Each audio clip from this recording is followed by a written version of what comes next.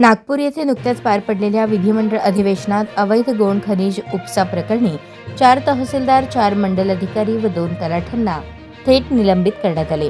मात्र कोणतीही सखोल चौकशी न करता करण्यात आलेली ही कारवाई अन्यायकारक असून कर्मचाऱ्यांचे मनोबल खच्चीकरण करणारी असल्याचा आरोप करत सोलापूर जिल्ह्यातील तब्बल 1,500 महसूल कर्मचारी मंगळवारी सामूहिक रजेवर गेले.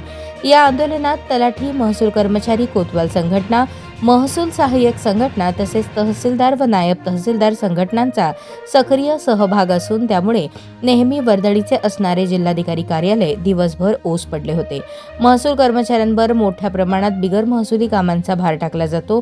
अवैध गौण खनिज वाहतुकीवर कारवाई करताना कोणतेही संरक्षण दिले जात नाही. अनेक वेळा हल्ल्याच्या घटनाही घडल्या आहेत. अशा परिस्थितीतही कर्मचारी प्रामाणिकपणे काम करत असताना चौकशी न करता थेट निलंबन करण्यात आल्याने संताप व्यक्त केला जात आहे.